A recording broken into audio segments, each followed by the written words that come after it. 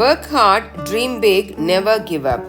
Hi viewers, welcome to Grammar English Grammar தமிழில். இன்னைக்கு நம்ம பார்க்க போறது ஒரு புது வார்த்தை.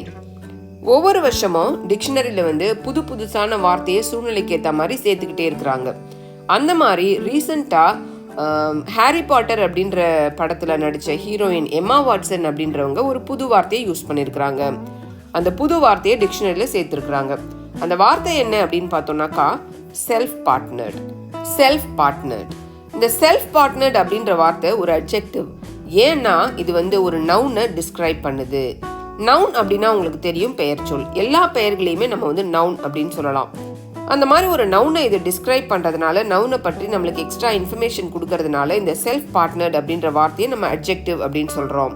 நான் ரிலேஷன்ஷிப்பில் இல்லை, நான் யாரையும் லவ் பண்ணல, நான் சிங்கிளாக இருக்கிறேன் அப்படின்னு சொல்லுவோம் இல்லையா? அந்த மாதிரி எப்போவுமே சொல்லும்பொழுது நம்ம சிங்கிள் அப்படின்ற வார்த்தையை தான் சொல்லுவோம்.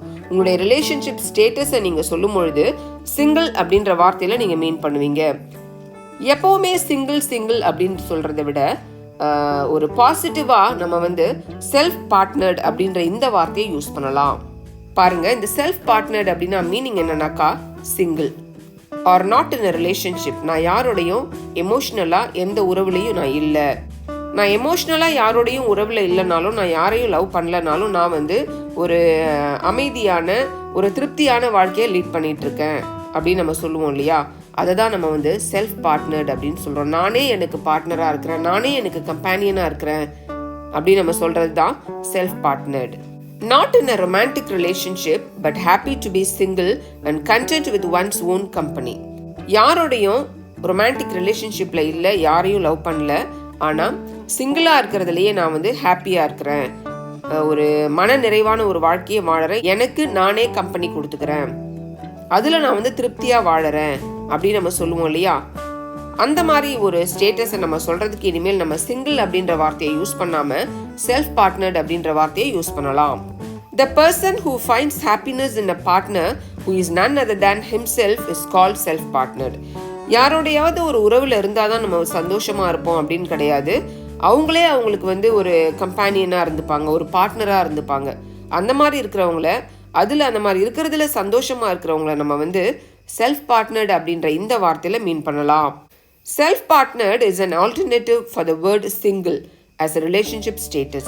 உங்களுடைய ரிலேஷன்ஷிப் ஸ்டேட்டஸை சொல்லும் பொழுது சிங்கிள் அப்படின்னு சொல்கிறதுக்கு பதில் இன்னொரு வார்த்தை என்ன யூஸ் பண்ணலாம் அப்படின்னா, நீங்கள் செல்ஃப் பார்ட்னர்ட் அப்படின்ற இந்த வார்த்தையை யூஸ் பண்ணலாம்.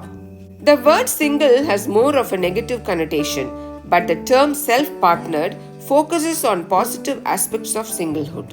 அதாவது நம்ம இவ்வளோ நாள் சிங்கிள் அப்படின்ற வார்த்தையை யூஸ் பண்ணுவோம். சிங்கிள் அப்படின்னாலே ஒரு சோகமாக சொல்கிறதா அர்த்தம் இல்லையா? சந்தோஷமாக நம்ம சொல்ல மாட்டோம் நான் சிங்கிள் அப்படின்னு சொல்லிட்டு. நான் யாரையும் லவ் பண்ணல அப்படின்னு நம்ம சந்தோஷமாக சொல்ல மாட்டோம். ஆனால் இந்த செல்ஃப் பார்ட்னர்ட் அப்படின்னு நம்ம சொல்கிறோம்னாக்கா அதில் ஒரு பாசிட்டிவ் ஆட்டிடியூட் இருக்கும். நான் சிங்கிளாக இருந்தாலும் நான் ஹாப்பியாக இருக்கிறேன் அப்படின்னு நம்ம சொல்லும் பொழுது நம்ம இந்த செல்ஃப் பார்ட்னர்ட் அப்படின்ற இந்த வார்த்தையை யூஸ் பண்ணலாம். இவ்வளோ நேரம் நம்ம செல்ஃப் பார்ட்னர் அப்படின்ற வேர்டுக்கு மீனிங் என்ன அப்படின்னு பார்த்தோம் இல்லையா? இப்போ நம்ம அதை எப்படி சென்டென்ஸில் யூஸ் பண்ணலாம்னு பார்க்க போகிறோம். பாருங்க, I am 35, I live alone and I am self-partnered. எனக்கு வயசு 35, நான் தனிமையில் இருக்கிறேன், ஆனால் நான் மன அமைதியோட மன திருப்தியோட என்ன பண்ணுறேன், நான் வாழறேன் அப்படின்னு நம்ம சொல்கிறோம். இதில் சிங்கிள் அப்படின்னு சொல்கிறதுக்கு பதில் செல்ஃப் பார்ட்னர்ட் அப்படின்ற வார்த்தையை யூஸ் பண்ணுறாங்க. It took me a long time, but I am very happy being single. I call it being self-partnered. நான் சிங்கிளாக இருக்கிறேன், அதில் ஹாப்பியாக இருக்கிறதுக்கு, அதை ஏற்றுக்கிறதுக்கு எனக்கு ரொம்ப நாள் ஆச்சு. ஆனால் நான் இப்போ அந்த அதாவது சிங்கிளாக இருக்கிறதுல ரொம்ப ஹாப்பியாக இருக்கிறேன், அதனால் என்னை நான் செல்ஃப் பார்ட்னர்ட் அப்படின்னு கூப்பிட்டுக்கிறேன் அப்படின்னு சொல்கிறாங்க. இந்த ஒரிஜினல் ஸ்டேட்மெண்ட் எம்மா வாட்சனால் சொல்லப்பட்டது. அதாவது உங்களுடைய ரிலேஷன்ஷிப் ஸ்டேட்டஸை நீங்கள் டிஸ்கிரைப் பண்ணும் பொழுது, யாரோடையும் நான் எமோஷ்னலாக ரிலேஷன்ஷிப்பில் இல்லை, ஆனால் நான் மன திருப்தியோடு இருக்கிறேன் அப்படின்னு நம்ம சொல்லணும்னாக்கா நம்ம செல்ஃப் பார்ட்னர்ட் அப்படின்ற இந்த வேர்டை யூஸ் பண்ணலாம்.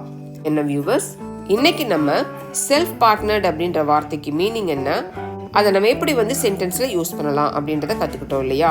இந்த வீடியோ உங்களுக்கு பிடிச்சிருக்கா? இந்த வீடியோ உங்களுக்கு பிடிச்சிருந்துச்சுன்னா லைக் பண்ணுங்கள், உங்கள் ஃப்ரெண்ட்ஸ்க்கு இதை ஷேர் பண்ணுங்கள்.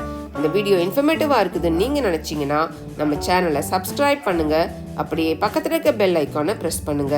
அப்பதான் நாங்கள் போடுற வீடியோஸ் டெய்லி நோட்டிஃபிகேஷனில் உங்களுக்கு வந்து சேரும். மறந்துடாதீங்க வியூவர்ஸ், ப்ராக்டிஸ் மேக்ஸ் பர்ஃபெக்ட். இங்கிலீஷில் பேசணுன்னாலும் இங்கிலீஷ் கிராமரை கற்றுக்கணுன்னாலும் ப்ராக்டிஸ் ரொம்ப ரொம்ப முக்கியம். நீங்கள் வந்து உங்களுடைய ஸ்போக்கன் இங்கிலீஷை வந்து ஒரு லைவ்லியாக உயிரோட்டம் உள்ளதாக மாற்றணும் அப்படின்னு நினச்சிங்கனாக்கா புதிய வார்த்தைகளை அடிக்கடி நீங்கள் வந்து யூஸ் பண்ணணும். இந்த வீடியோவை நீங்கள் பார்க்குறதோடு நிறுத்திடாதீங்க. இதில் நம்ம யூஸ் பண்ணியிருக்கிற இந்த செல்ஃப் பார்ட்னர்டு அப்படின்ற இந்த புது வார்த்தையை சிங்கிள் அப்படின்ற வார்த்தைக்கு பதில் தேவையான இடத்துல சரியான முறையில் பயன்படுத்துங்க.